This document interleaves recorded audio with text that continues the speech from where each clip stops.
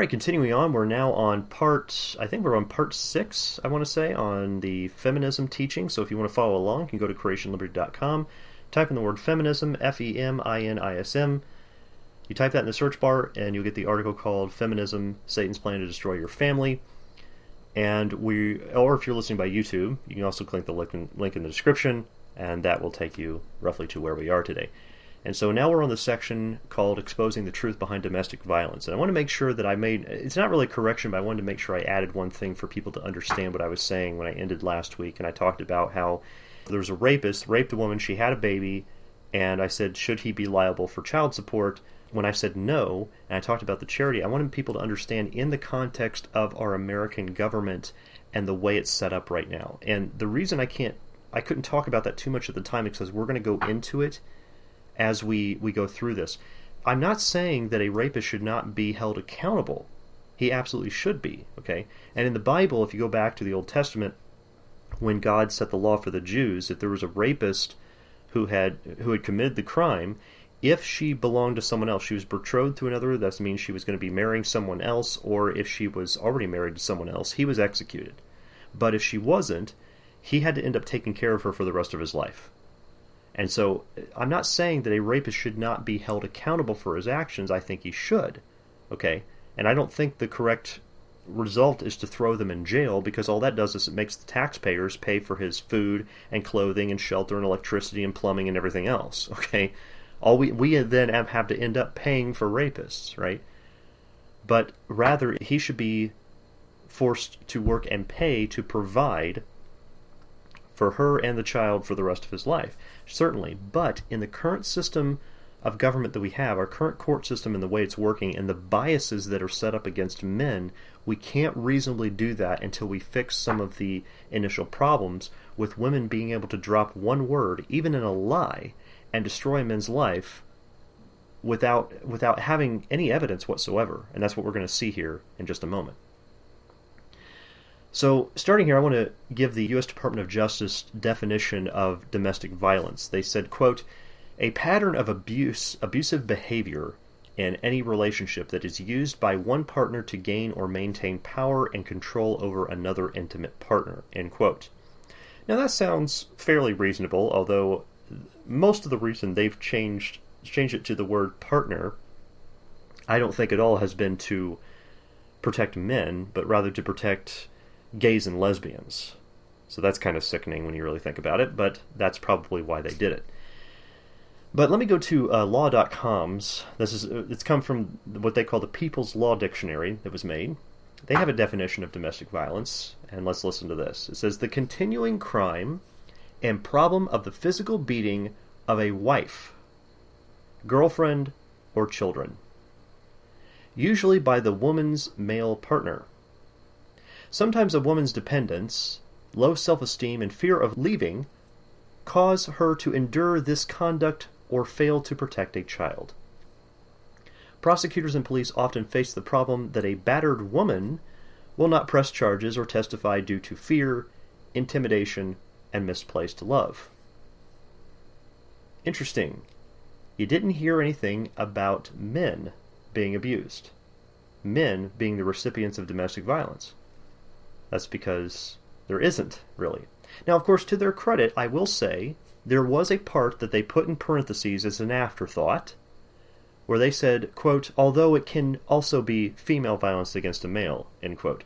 But again, it's added in as like this afterthought. It's not even focused on at all. The main focus of their definition is on women and children. And yes, there is a serious problem of domestic abuse against women and children. That does happen sometimes. I'm not saying it doesn't. I'm not saying it doesn't exist.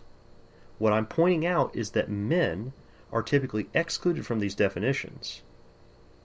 And we're going to find out that men are the primary recipients of someone who a single person in the household has initiated the violence. Men are most often the recipients of it. And it's never talked about. And the legal definitions will typically only recognize women, children, and homosexuals, because you know how important those homosexuals are. We got to make sure that we include them too, right? I'm being sarcastic. But I decided to go to feminist.com and search for domestic violence. And by this point, most of you should be able to figure out and probably guess what I found, okay? It was, the only thing is they said, oh, domestic violence, well, let us educate you about violence against women. Of course, for an organization that claims to fight for equality for both sexes, right? That's what they claim. We talked about that at the beginning. I've only seen articles on their website that portray men as terrorists rather than victims. For example, they link to a Women's E-News article called "To Prevent Violence, Insist Men Stop the Abuse." Here's what it says, quote, "It makes little sense to place the burden of preventing violence on the woman." Again, she says it makes little sense to place the burden of preventing violence on the woman. Why? Because the thing is, you remember earlier at the beginning of the teaching, like I think it was in part 1, I pointed out one of their little e-cards that they have where it says women's faults are many, but men have only one, everything they say and everything they do. That when I said that wasn't a joke, they're like, oh, you people need to take that as a joke. No. They don't mean that as a joke. Real feminism, that's not a joke to them. They take that completely seriously. They believe that women can do no wrong. What was the definition of feminism I gave at the beginning? I said it's an outcry of privileged women who don't want to suffer consequences for their choices. Okay? And here it is. It says it makes little sense to place the burden of preventing violence on the woman. Why insist she seeks safety instead of emphatically and unambiguously demanding violent men stop abusing? End quote. Well, certainly, if there's a violent man, he ought not to abuse his wife and children. The Bible commands him to love his wife and children, right? And certainly, men who beat their wives and children should be punished. There's cases concerning female victims and children who are victims. I get that. I know why there's shelters that have to be open for children and women.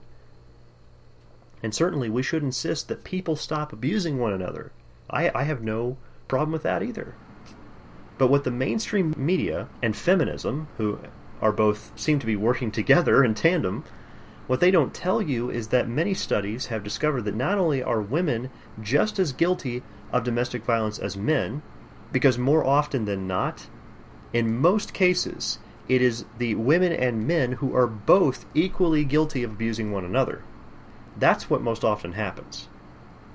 But when concerning a single person in the relationship instigating the violence, women are more often the guilty party. There's a California State University investigation, is a bibliography that was created, and I want to quote to you. It's called References Examining Assaults by Women on Their Spouses or Male Partners, an Annotated Bibliography. It says, quote, "This bibliography examines 286 scholarly investigations, 221 empirical studies, and 65 reviews and/or analysis, which demonstrate that women are as physically aggressive or more aggressive than men in relationships with their spouses or male partners. The aggregate sample size in the reviewed study exceeds 371,600, end quote. So the bibliography shows hundreds of case studies that span hundreds of thousands of cases, individuals that is, in which women have been found to be at fault for domestic violence against men, and many of those studies showed higher percentages of women instigating the domestic violence. So most of these studies, now if you go through it, I'm not saying that every single study that you're going to find, because I gave all the references on the website. You can go check that out if you want to. If you go through them, there are going to be some where you're going to see that some of the men being abusive outweighs the women being abusive in some of the studies that are done. I'm not saying that doesn't happen. It does. But when they went through these studies, it wasn't like a biased bibliography. They were just going through all these different studies that were done between men and women, and they found that the majority of them, it was women. Well, excuse me, the majority of them, it was both at fault. I'm talking about the single person instigating, it was women who were at fault. However, women in the media are almost always excluded from fault. And this problem is really, really bad. It's going to get worse as we go along. We're not even going to be able to cover the full extent of it in just this part. We're going to have to do multiple parts on just this one. But to help understand, I mean, because some people get confused. Why are you saying that women are the violent ones? Aren't men supposed to be the violent ones? Well, that's because you have been brainwashed by the media. Let me help give an example here. I want you to imagine a group of men and women. They're out somewhere, maybe, they're at some local bar or something, right? And I would have to imagine it because I don't go into bars. I'm not saying that I do. I'm just saying that, or that anybody should. I'm simply saying, let's imagine that they're out, partying, having a good time. And let's say that an argument breaks out. And things start getting really heated. People start yelling. Who is the first to hit someone? First person to strike out physical violence, who is it in the group? Is it always the strongest person in the group who's the first to strike? No, absolutely not. It's the person who is the most emotionally unstable. You see, in any kind of situation you can think of, the one who strikes out is usually the one who's the most enraged, the most nervous, the most fearful, the most vindictive. Those are the kind of people who lash out first. And in the grand majority of cases, women are the more unstable gender when it comes to their emotions. Now, I understand that some women might be angry with me for saying that. But understand that if you get angry at me for saying that women are more unstable when it comes to emotions, you're just proving my point. Now, for women to understand this better, if two adult men, because I'm focusing on the ladies here, okay? I want you to understand more of this concept. Two adult men, they're pretty big, probably 6 foot tall. They got some muscles on them. You're walking along by yourself in a park, and they walk directly up to you, started calling you names, and started pushing you.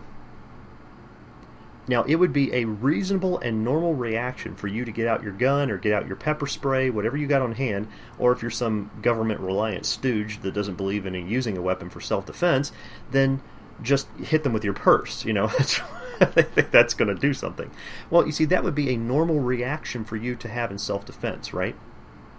However, let's say two young boys, maybe they're 5 or 6 years old, really small, they walked directly up to you and started calling you names and started pushing you. Would your first reaction be to pull out your gun or pepper spray or hit them with your purse? No. That doesn't make any sense. The first thing you wouldn't do is shoot a 5-year-old because you're far bigger than they are. And your first thought is typically, where is your mother? Grab him by the ear and pull him, where is your mother at? Let's go over here and make sure that you're punished properly for being rude and all that stuff, right? So, because you're bigger than they are, it means that you're not going to initiate some sort of violence against them because you're in control, right?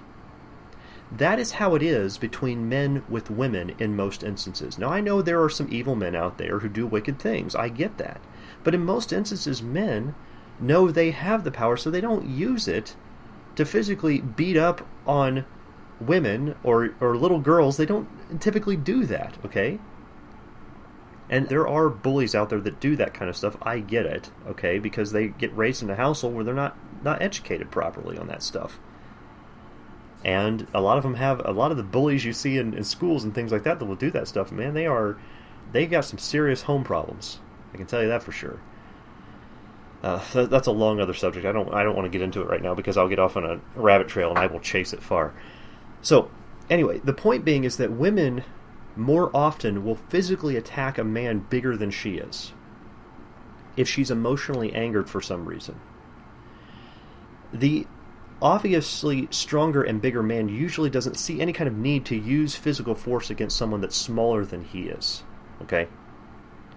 Now, there are hundreds of studies in that bibliography has shown, but I had to pick and choose. I was like, man, there are so many I could put on here. What I did is I went through them and I said, I tell you what, Chris, do 10 and that's enough. That should be more than enough to prove the point. You don't need to really keep doing them. But I could have put hundreds on here. I just thought, well, there's no point because you just go and read the bibliography for yourself if you want that much information. But here's some of them. One of them was a 1992 study that showed out of a sample size of 865 college students surveyed, women were most often to be found to be the initiators of physical violence. A 2005 study surveyed 236 men and women, 56% of them were women and 44% were men. So again, women were outweighing the men in this study on the survey. And even though women outweighed the men in the survey, they found that in both dating and marriage conditions, women had a higher level of hostility towards men than men towards women. So, I mean, when you have more women surveyed than men, and they're finding that more men have been physically abused than women, we've got a serious problem here. A 1999 study investigated other studies referred to by the mainstream media that portrayed women as the recipients of domestic violence. So what the mainstream media did is they went out and said, here's this study that was done, and look at all these women who were abused. So their 1999 study went back and they wanted to review and investigate the claims of the mainstream media that they were making and find out what those studies actually showed. It turns out that the studies that they referred to showed equal violence between both men and women equally, but the mainstream media only mentioned the women. They mentioned no words about the men. The men's part was censored. Why? Because male privilege, obviously.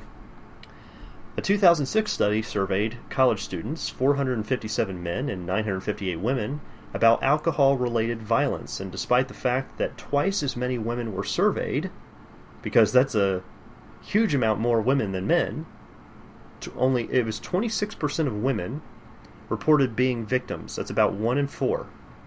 While 35.4% of men, that's over 1 in 3, were reported to be victims. So this is alcohol-related violence, which usually is only attributed to men in the mainstream media. That's the typical thing that we see.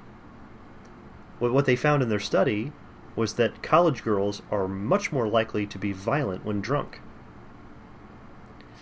A 1986 study analyzed male-dominated relationships. That means in a household. Now, of course, they were analyzing households not just of married couples, but also of couples living together, which is called fornication. That's the Bible says that's sin. Okay, but it's a male-dominated relationship, which means that the man is the head of the household, versus a female-dominated relationship, which means the woman is the head of the household, and found that the physical violence in the household was greater when the woman was in charge. When the man was in charge, there was actually less physical violence. Ladies, the Lord God put men in charge for a reason. You might get the privilege, but it comes with a price, okay? And so what we ought to do, all of us, not just women, but men and women collectively, we ought to trust the Lord God the way He set it up, the way He set up our roles to be. We ought to trust Him that that's the correct way things should be done, and it's for our own good. A 2005 study collected data from 11,000 students. That's a lot. And 70% of the students they collected it from were women. Now, part of the reason for that is because women, the majority of college students today are women. At least in the United States it is. But this is also, it's 11,000 students from 50 universities in 21 countries. So it might have been that the data that they collected, only more women were participating. That could have been, I'm not sure exactly why. But the point is that the grand majority, almost 3 out of 4 participants, are women in this. And they found that though injuries against women were more severe in domestic abuse cases, which that partially makes sense, that women more often initiated the violence against men. So they found out, remember, the majority of cases are men and women both guilty of being violent towards one another. But in most cases, it is the woman who is initiating that violence. Okay? And there's a lot of times, some women don't even understand, maybe they don't, maybe they do, I don't know. But they can initiate violence not just with physical abuse, but with their mouths, by the words that they are saying.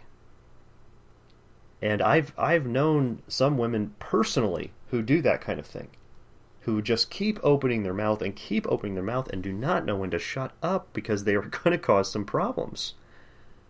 I mean, this is like, okay, ladies, if you went into the lion cage at a zoo and you went up to the head lion, the one with the mane, the big male lion, and you lifted up his ear and you whisper in his ear, "You're a stupid lion. You're a useless lion," and you slap the lion across the face, what do you think is going to happen? There's a reason that, at least when I was younger, my mom would say things like, "Don't poke the bear," right? You don't agitate them. Any kind of animal. I mean, you could have, more cuddly and friendly animals like a kangaroo. If you agitate a kangaroo, it can get violent very quickly, okay? Or koala bears are generally pretty cuddly, but if you agitate them, they can get violent and they can do a lot of damage. So we have to stop and consider how many times not only are women involved in initiating the physical violence, but what about verbally trying to initiate it as well? And I've seen it personally, not just in my own life, I have seen it in other people's lives as well, where women will do that thing and they don't know when to close their mouths.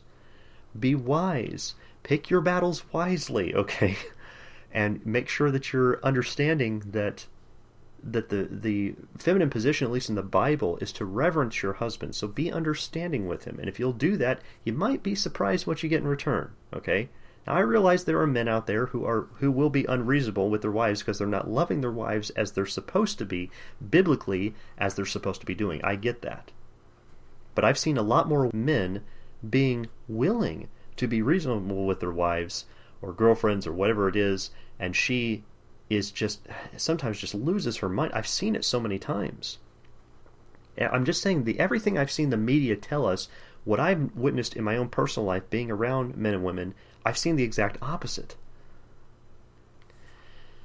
The American Psychological Association reviewed studies and literature and found that, quote, "women are just as likely as men to be victims of violence from their partners," end quote. So women are just as likely, but yet we never hear about that on the mainstream media, do we? And for some people, this might be complete news to you. You've never heard this before. But if you actually go back and really think about it, many of you have probably experienced this in your lives and seen some of it. And that the American Psychological Association research, what they said is their research, quote, "casts doubt on the battered wife syndrome as an explanation for why women kill their male partners," end quote. They said they concluded that they didn't fully believe that this battered wife syndrome, they said, oh, well, when a woman kills a man, it's not necessarily because it's in self-defense. That was the result of their research. Because we're going to get into some of the reasons why women have attacked men in their relationships. We'll get to that in a little bit. But a 2008 study conducted a telephone survey of 800 people that let them listen in on a staged fight between a man and a woman with equal injuries to one another. So this is where they would call someone, ask them to participate in a survey, listen to the following, and then answer some questions. So what they were listening to was it was two actors, man and woman, battling it out. They had equal injuries, equal fight completely, right? But when they finished their survey, 80% of the test subjects were more likely to condemn and blame the man than the woman. That's both men and women, both. 80%. It was the man's fault. The woman takes no responsibility. A 1995 study surveyed 290 college students, 111 men, and 179 women, so again here more women than men, and found that 24.9% of men initiated violence against women, so that's about 1 in 4, and over 1 in 3, that's 38.5% of women initiated violence against men. So that study actually, there was another one I mentioned earlier, where it was, again, 1 in 4 and 1 in 3. It matches almost exactly the same in two completely different studies that were 11 years apart. Well, certainly that's just got to be a coincidence, right? Absolutely not. This is what's happening. A 1996 study surveyed 114 male and 118 female. So this one is as close to being even, okay? These are male and female high school students in dating relationships. So there's nobody that's married here. It's just high school students in dating relationships. They were asked about moderately abusive behavior. For example, they said, quote, being kicked, slapped, having your hair pulled, and intentionally scratched, end quote. And they found that 50.9% of the subjects had experienced this. Now that ought to be a little surprising. Over half of the students that were surveyed had experienced physical violence in their relationships. High school students. 63% of them were male victims of violence from the girls. How fascinating. So the actual studies and statistics that we're finding are actually in favor of women being the more violent partner. And like I said, if you read the entire bibliography, you'll find that there are some cases where violence was greater in men than women. And that's going to happen in some instances. But, we get that. I mean, we hear about it from books and movies and music and the news thousands and thousands of times over in this country, right? What we don't hear is about the majority of these studies showing equal violence between men and women, and that substantial numbers of those showed more female on male violence. And I would challenge anybody, go out into the mainstream media and see if you can find a single report talking about women's violence against men. Have fun. Because I'm not even going to waste my time looking. We already know what they're going to say. And the reason we know what they're going to say is because you can see the results in our government. As we will see later. Because our government provides every bit of help you can ever imagine for women that are battered and abused. But for men, mostly they get laughed at. And we're going to see evidence of that as well. Because from every man I've ever met, here's the problem. Men have been taught as a boy that you don't hit women. And I don't want to say that's a problem. That's not a problem at all. That's the way it should be. That you don't hit girls. Just because you might be stronger doesn't mean you just take it out on them. But the problem that we're having is that there are violent women out there who take advantage of that fact. They know a man won't hit them back, and he won't report them because it's not the manly thing to do. I mean, go to the police and tell on your wife.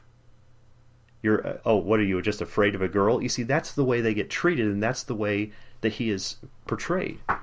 See, if he goes to friends or colleagues or coworkers and tell them, man, my wife's beating up on me, they're going to be like, well, man up. Why are you whining about that? That's the way it works among men. See, that's why, you remember I told at the beginning there was that lady who had spent like 1.5 to 2 years acting as a man, trying to live among men and do that. She tried to change herself and all that. I'm not saying that was correct action to do, but she ran the experiment and wrote a book about it. She almost killed herself when she came out because she couldn't handle all of it. She wanted to go back to being a woman because she finally realized, wow, women are really privileged. Yes, they are. I mean, men will get laughed at in humiliation if he reports his wife beating him. So what do men do? They tolerate it. They put up with it. They let the women do what they want. I mean, if we were living in a society of so-called male privilege, then why aren't these attacks on men being reported in the media? How foolish of these privileged men to just let these women get away with it. Folks, it's called female privilege. And again, it's just one of those issues where I think that, for all these women out here in the media think that there's women that have written books of why men are the way they are. Are you kidding me? You as a woman can make those judgment calls about what it's like to be a man as a woman? Are you kidding me? Because many of them think that they can. And that's like I gave the example, I know I mentioned this last week, but it's like the example, that's like me writing a book saying the third trimester and what to expect. That's ridiculous. Nobody would take that seriously because I don't know what it's like to be a woman. I'm not one. There's a U.S. Department of Justice office called the Office of Violence Against Women. Okay? That's U.S. Department of Justice, in which they offer all sorts of assistance and information on domestic violence to help women. However, not only is there no Office of Violence Against Men, but I decided to do just an internet search for violence against men. I wanted to see if there was anything out there that I could find. One of the first options I got on the list was a place called womenshealth.gov. That's right. I went online searching for violence against men, and I got taken to a women's health website, government website. The page consisted mostly of help for violent men to get counseling on how not to be violent anymore. Because they were saying, well, you men, you're just prone to violence. And what men should do in preventing themselves from becoming violent. Oh, well, I didn't realize that being born a man automatically made me violent. Wow, isn't it great that I had this government website to tell me so?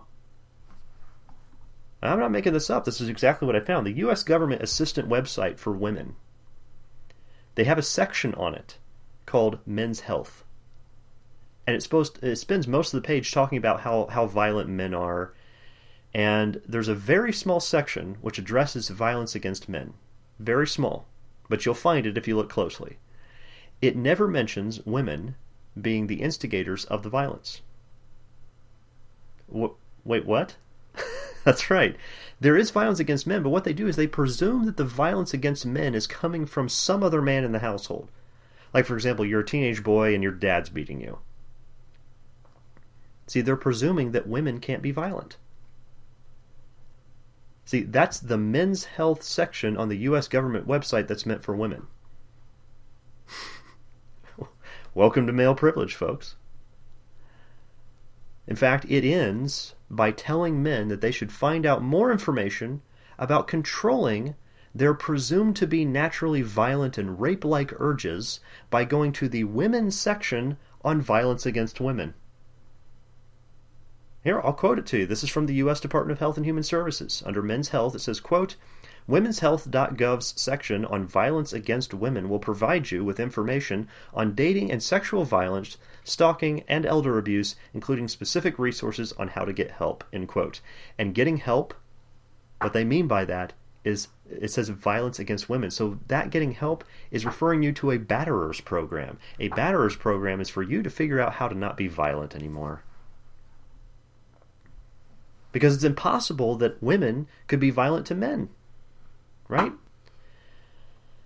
Men's rights organizations have started to arise because of this very reason. And that's what feminists are working very hard to shut any of them down. And as we talked about at the beginning of this teaching, in part 1, we mentioned it, how there are grand displays that they have in these different colleges where they will interrupt even just men meeting to talk about men's issues. They won't even allow them to do it. No free speech for men, right? It's mostly, these men's organizations is because men, especially white males, I got to emphasize that too. Now, we're not going to talk about the racial issue involved here. That's going to have to come for another article I have planned in the future. But white males specifically are not getting any help for the abuse that they take. And they're even, as we're going to see later, they're actually getting prosecuted by the state for even speaking up. We'll see more evidence of that later. But Dr. Murray Strauss testified at a June 2006 meeting of the New Hampshire Commission on the Status of Men, okay? Which is, it's a smaller organization than the feminist ones, but it's slowly growing as people are starting to wake up, and there's even women involved, some women involved in some of the men's activism groups. Started noticing as well as they're starting to realize that this whole feminist nonsense is just a load of garbage. But it says, quote, Strauss, co-director of the Family Research Lab at the University of New Hampshire, recently compiled an international study on partner violence among university students. His queries of more than 13,600 students revealed that the most common instance of partner violence is mutual abuse. So, what he's saying is exactly what I was pointing out earlier, is that in most instances it is male and female, both the man and the woman in the household, husband and wife, attacking each other at the same time. The second most common situation of partner violence is when the female is the perpetrator against the male, he said. Interesting. So, if we take out that both parties are guilty and we only go to the single instigator, again, his research on top of all the other things I've shown you is that it is the female that is the primary problem. This leaves the reverse when the males abuse females to be the least common in practice, although the most common in publicity. Meaning that in movies and TV shows and the media, news programs, this is all we hear about. He continues to say, I have a long-term prevention goal that I hope my research will make contribution to, Murray said prior to the meeting at which he was asked to testify. He added that it's not enough to provide services for the battered and that the solution is to stop the aggressive behavior in the first place. He said it's possible to stop half of abuse by making it as reprehensible for a woman to slap a man as it is for a man to hit a woman. If we want men to stop it, he said, women have to stop it also, end quote. And he's right. That's true.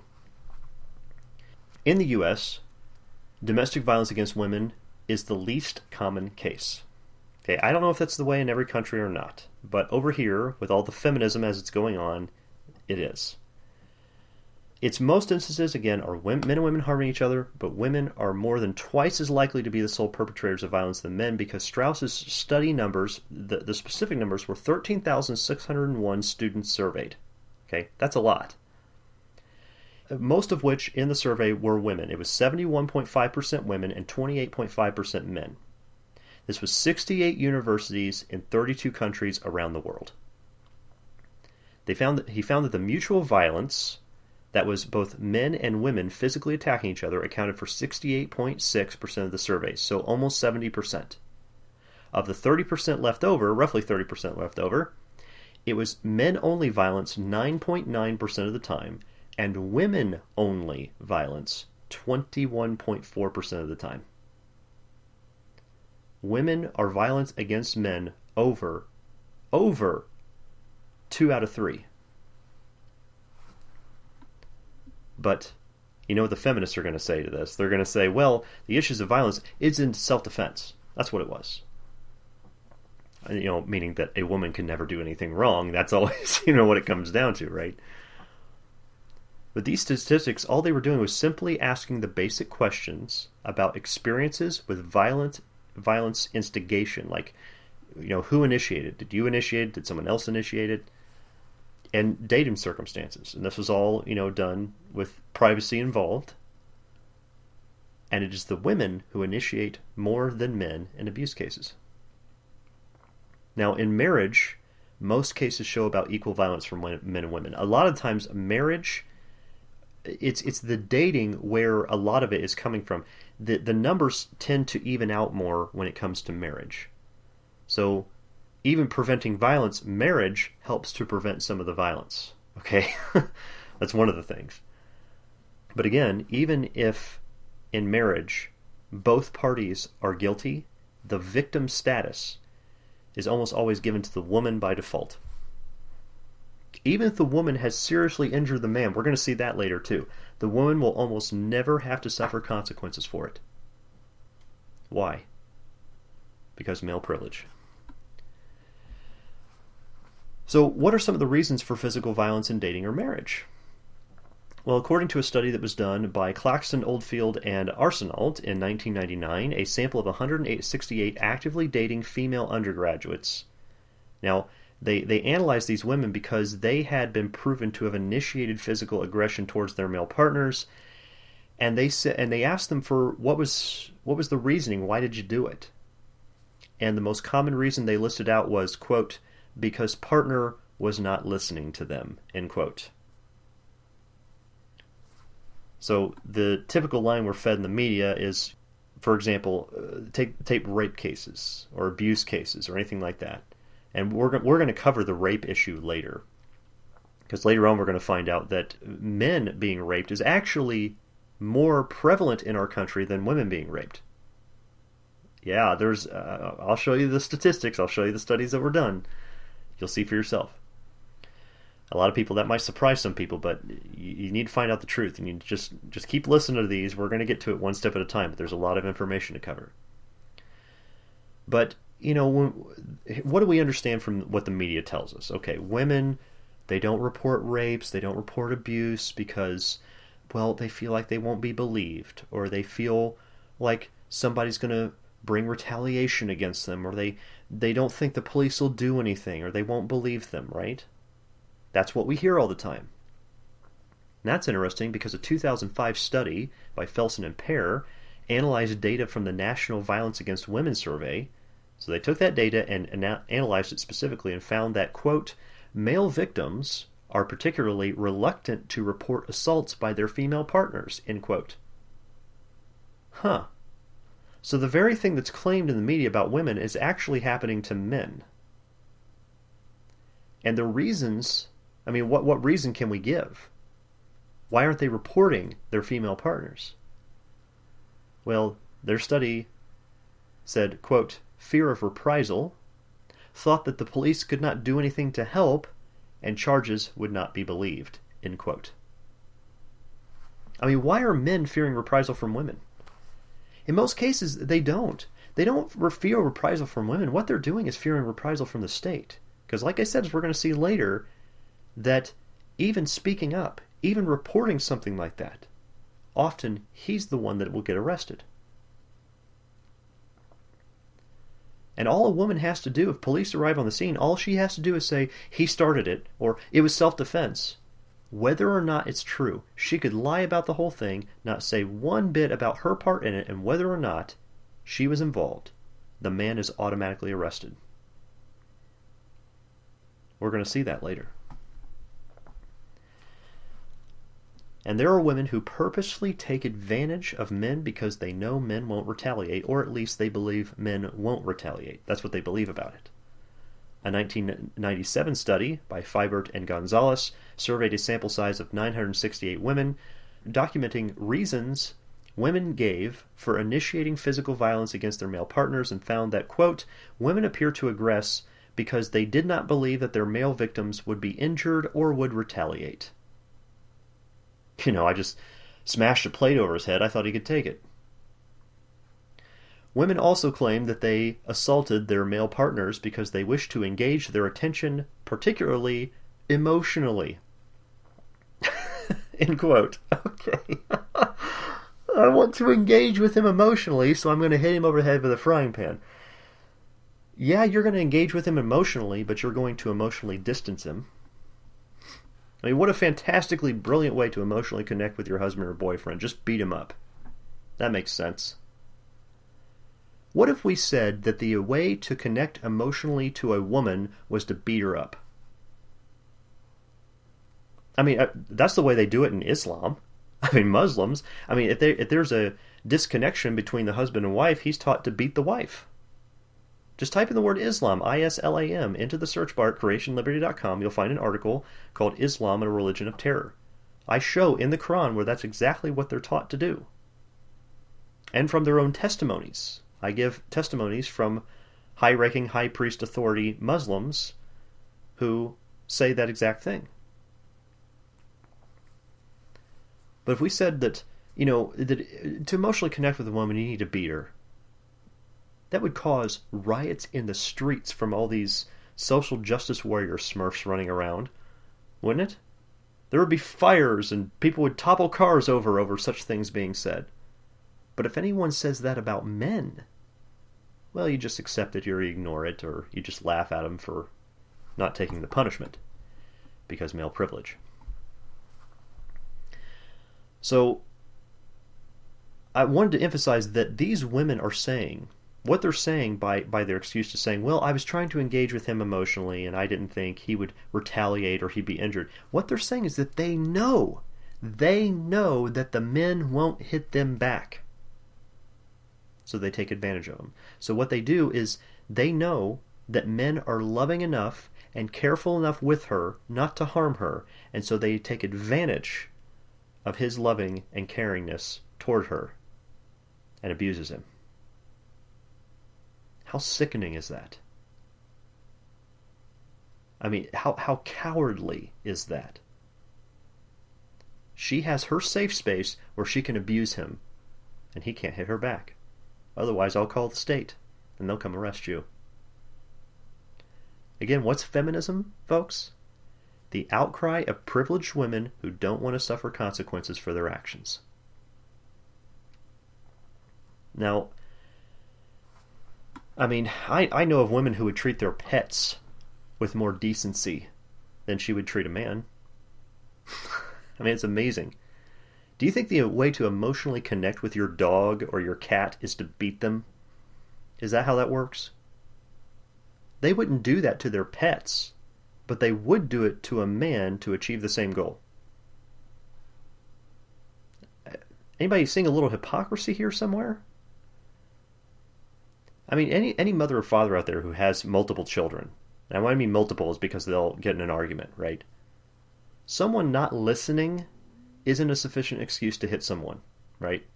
The children come up and say, well, I wanted him to feel how I feel. Is that a legitimate excuse? And say, oh, okay, well, I'm not going to punish you for hitting your brother or hitting your sister because you just wanted him to feel how you feel, so it's okay to do that.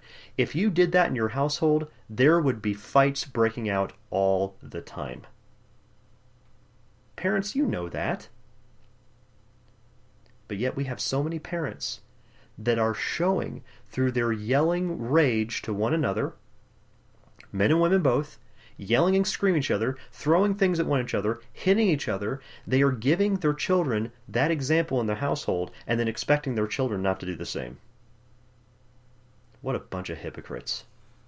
Unbelievable. And then women don't believe that men will be injured, right? These women that are doing these things.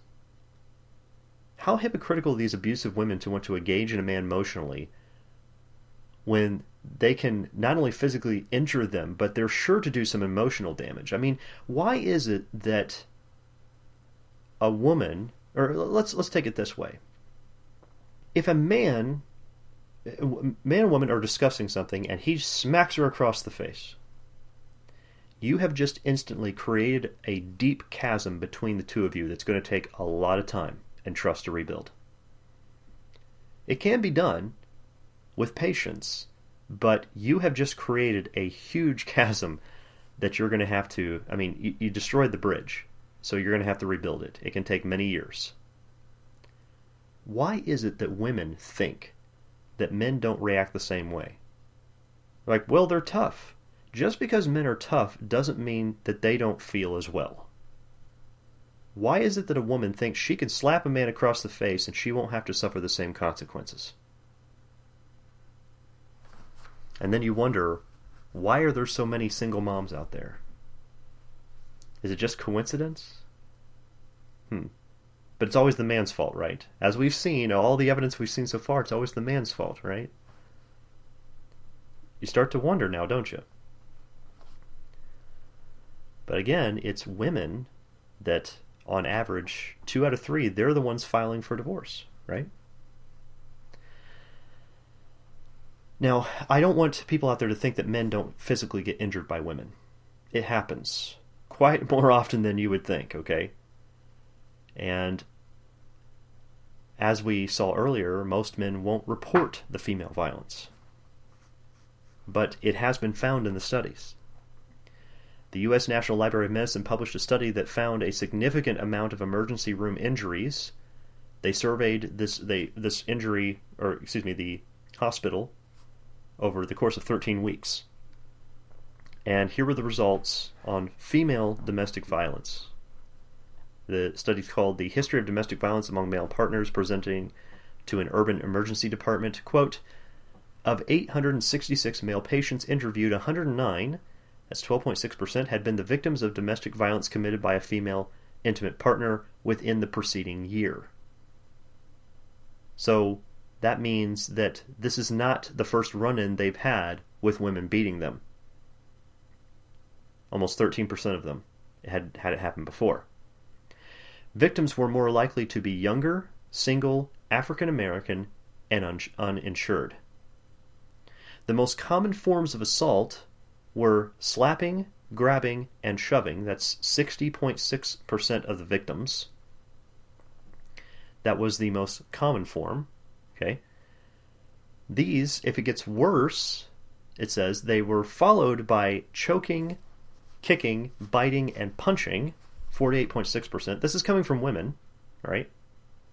Now, if you don't put those, if you don't put the beginning ones in check, it only gets worse. Then they said, or throwing an object at the victim, 46.8%, because again, that's how you emotionally connect with your husband, throw a vase at him.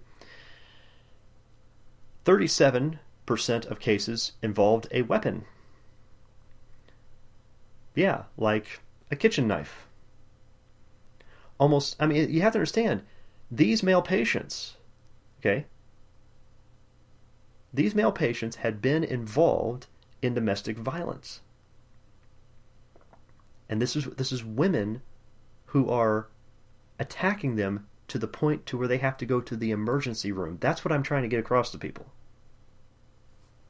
Almost 13% of the men in this sample population had been victims of domestic violence committed by a female intimate partner within the previous year. Further attention to the recognition and management of domestic violence committed by women against men may be warranted. End quote. You think? May be warranted? However, the follow-up studies have not really been done. And they're mostly ignored due to the overwhelming feminist propaganda standing in the way of the truth. And I'd like to emphasize that according to this study, 81% of the male victims did not contact the police to file a report, and the typical reason they gave for why they would not contact the police is because men know they won't be believed, the police won't do anything, and they would likely be humiliated in the process. Go read the study for yourself. I mean, it's on the PubMed website. It's a government website. You can go read the studies for yourself and check it out, okay? And people don't understand this happening. I mean, as much as, because, you know, Lorraine and I had talked about previously of us mentioning this, and I just wanted people to understand that, you know, I've not only seen this in my life, I've seen this in our own marriage before. And I don't say this at all to, you know, a lot of you probably don't know this only simply because I haven't talked about it. And I do it to protect Lorraine, but we've had issues of physical violence coming from her onto me. It's happened. And we talked about her, even if she wanted to mention stuff on this and talk about it, we can. But the slapping and grabbing and shoving, that kind of thing, yeah, that's happened in our marriage. And we got, didn't we, Elaine? We got pretty close to divorce at one point over the issue, didn't we? Yes. And it's a matter of that. Now, Lorraine, you guys got to understand, she's not like that today. It's been years since that has happened to us, and she's really pleasant to be around. We actually have a lot of fun in here most of the time. We have a good time, but we got pretty close to it, and it was not that easy to deal with. But I mean, did I ever once retaliate on you? No. So I mean, my point being is that just proves men are just naturally violent, you know, right? Well, get closer to the mic if you're going to say something, because you're not. Yeah. The thing is that a lot of there's a lot of feminist philosophy that's floating around in a lot of people's homes. There's so much, and I didn't even understand or comprehend that. It didn't even occur to me that, you know, slapping Chris on the shoulder or on the back or something, you know, to get his attention, or because I was upset about a situation or trying to get control of a conversation or something and being dominating like that, that didn't occur to me as being abuse. It never crossed my mind that that's abuse. Yeah, there were instances where just rage would come out, and sometimes would, like, she'd grab my arm and dig her fingernails as hard as she could in my arm, and that would, like, and what I would try to do is calmly sit back and say, why are you doing that? Mm-hmm. You know, to try to figure out what the source of the problem was. And we even, I mean, you and I talked about it last night. Mm-hmm. Surprisingly, you know, coming from some family instances you were talking about. Yeah, family stuff, growing up. Cartoons. You know, it's so prevalent. Yeah. The media, just looking back at different things that I've seen over the years, just, you know, girls, you know, in a cartoon, just hitting the person next to them because they're excited. And it's a joke, right? Yeah, and it's supposed to be socially acceptable that a girl can hit the guy sitting next to her because she's so excited, or like, look at this guy, you know. That's abuse. It's not even that. It's Stop it. There's no need for that. In the cartoons, it's either she's scared or she gets upset at something he says, and then, you know, what do? She gets a frying pan or something and hits him, and that's supposed to be comical. But what they don't understand, I mean, They Parents are don't understand. training children Right. in these behaviors. It is a philosophical way of thinking. And they never, like, in school or growing up or anything, it was never said, don't, like, any form of hitting is abuse. It was never, like, declared that, you know, for anyone to do these things is considered abuse. Like, there was no written, like, until Chris read the definition of what, qualifies as abuse, I had no clue. Yeah, and even then, not it to wasn't say just... that I was right or I'm justified in my actions. I'm not at all. No, but it wasn't just for Lorraine either. I did not even consciously acknowledge that that was abuse either. I didn't, because I was not trained to. Lorraine and I are both products of the feminist philosophy we learned from our family, from our school, and often our family... And the media. Our family doesn't even know that they hold that philosophy and that they were teaching not it. Not at all. My parents would never say that they would have approved of those actions. Right, but... Ever. They were subsequently teaching it. But unconsciously, they did. Because they're indoctrinated with the media. And that's why I keep telling people, even though you may not consciously acknowledge that you have a certain philosophical way of thinking, you do. And it's going to, either you're going to establish what your philosophy is, or your philosophy is going to establish you and your family. Mm-hmm. And there's going to be consequences to that stuff.